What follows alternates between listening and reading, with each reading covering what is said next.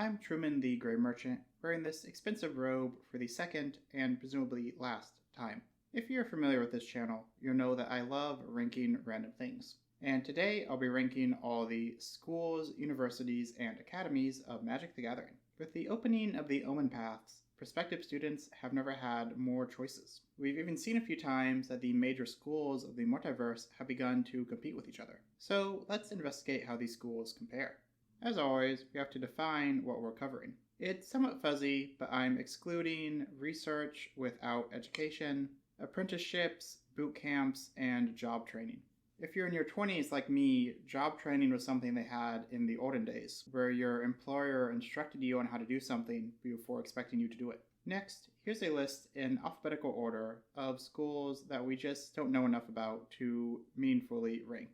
The Academy of Igavrol, where researcher Ververmon was burnt at the stake by the Church of Tal. The Argivian School of Artifice, where Richlau was headmaster, and Argivian University, where Arkol was a scholar. The Chromatic Council's modest spellcasting school, located in dangerous Namana. The Church of Avacyn was responsible for schooling on Innistrad. My understanding is that nun teachers are scary, and I would imagine especially in this setting. The City of Shadows was a link in the chain between the better-known College of Lotnam and School of the Unseen. It was particularly known for its structure, which can be a positive or a negative. Theros has the College of Eloquence, the Decatia Academy, 5 schools of philosophy, and various unnamed schools of magic. Dundulin's unnamed school of elemental study. Glarb's school of augury that Helga washed out of.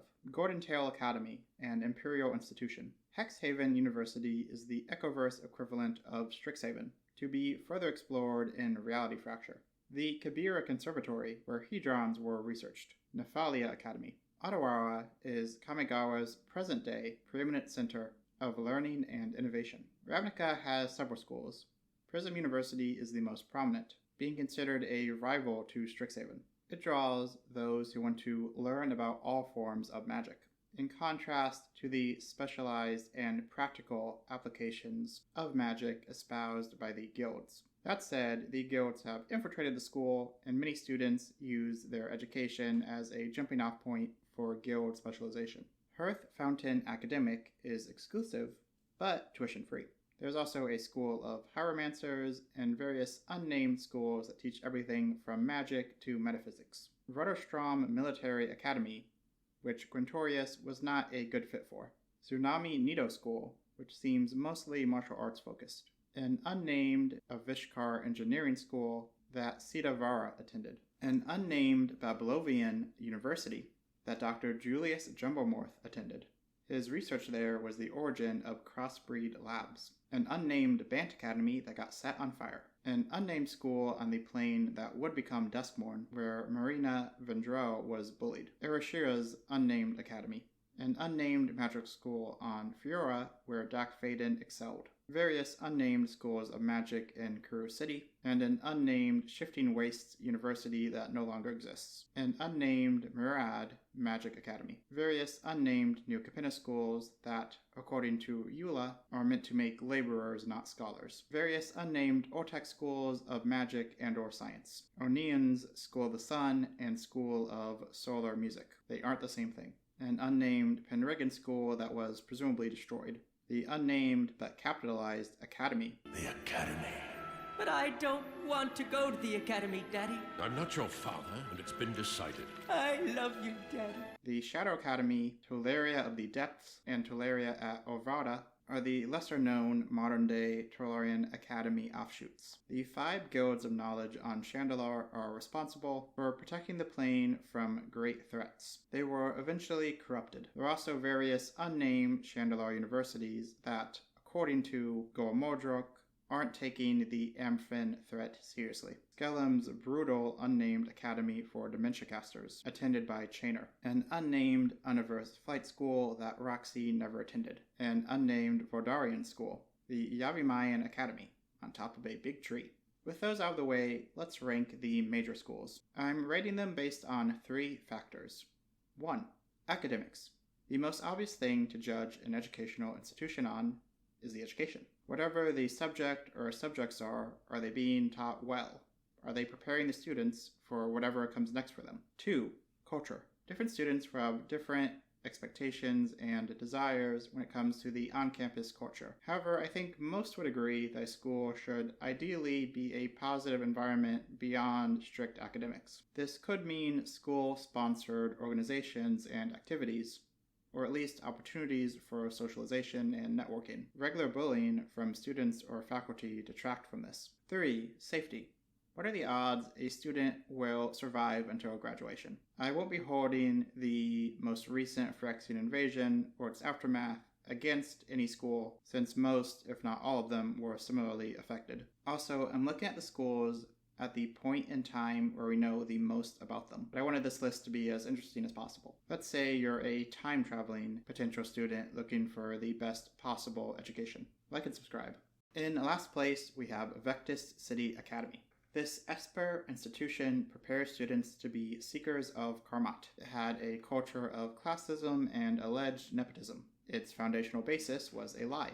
It was broken into and later massacred by Tezzeret. Ojutai clan's sanctuary system blurs the line between schools and monasteries, but I think their focus on personal learning qualifies them. The pursuit of knowledge is highly valued, with facets including academics, martial arts, and spirituality. Unfortunately, this supposed pursuit of the truth was also built on a lie. Ojutai stole the true history of the Jeskai from them and instilled a system of draconic supremacy. The consequence for challenging the system was death.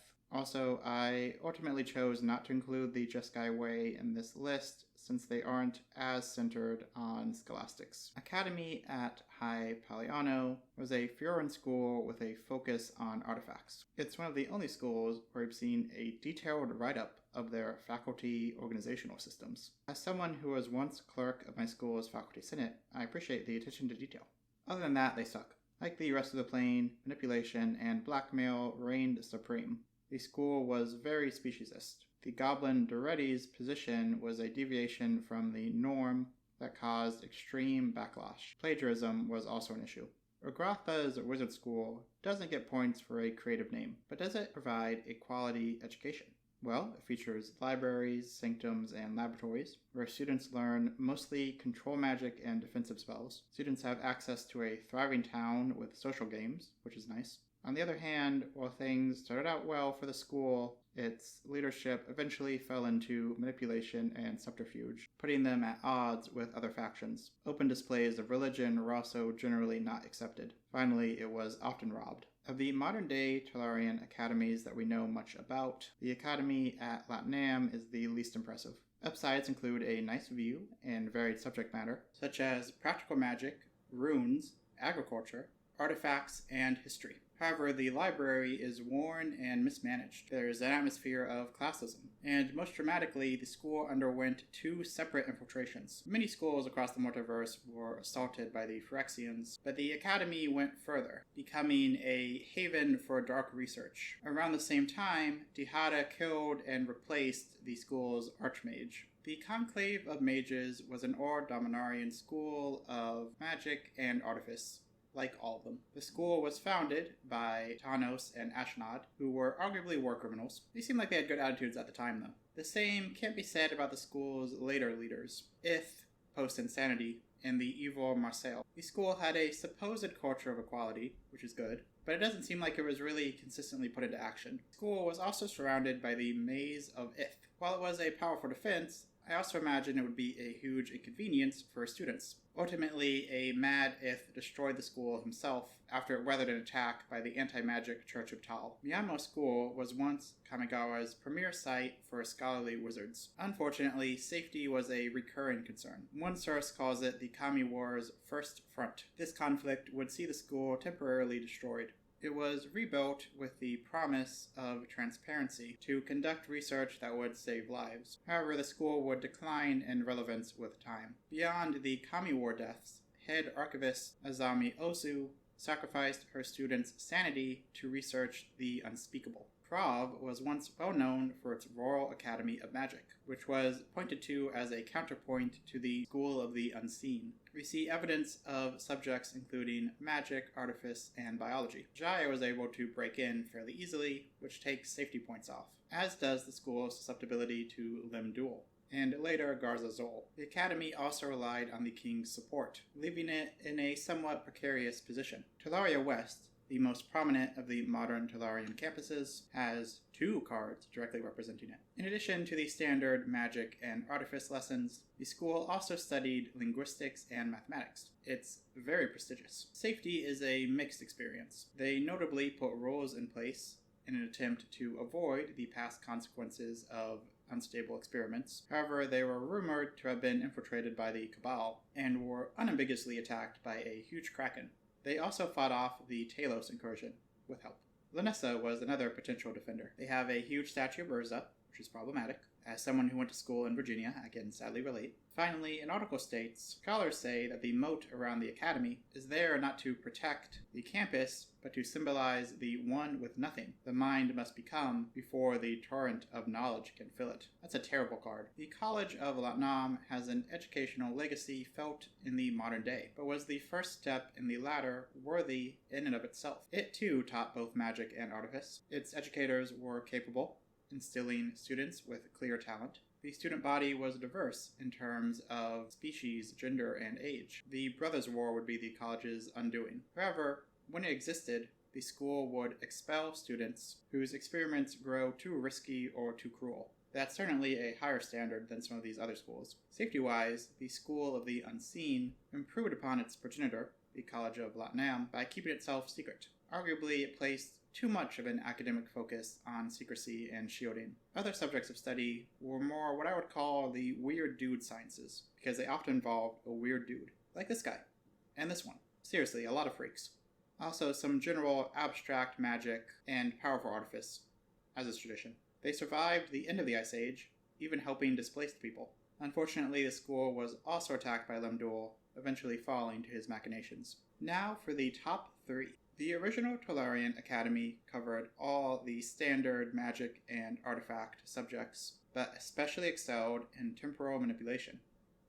For better or worse. It's not a great sign when a school has a disaster named after it. One flavor text says, at this academy, show and tell too often becomes run and hide, or another says that flunking an exam can be lethal. There's a reason the sequel Talarias basically had to put "don't explode the plane" in the student handbook. Safety-wise, the school also endured waves of Phyrexian attacks and infiltrations. I guess fireproof teachers are a safety plus. In general, one of the school's strengths was its impressive faculty. There was a lot of interstaff drama, though. I know that's not actually uncommon at schools, but you should at least try to hide it from the students. And Urza's eugenics thing absolutely cannot be overlooked. On the positive side, the student culture seems pretty fun. Pranks were common, but sometimes escalated to hazing. Professors and other staff could be strict, but mischief was around. As with any school, the assignments could be overwhelming. I don't know how to interpret this card. It's up to you if you're disappointed by the cancellation of the Beeble Roast. Finally, the art would imply that the student base is almost entirely human, though I don't know if that's necessarily intentional. The Institute of Arcane Study is yet another or Dominarian school of magic and artifacts. A highlight of the organization is the importance it places on egalitarianism.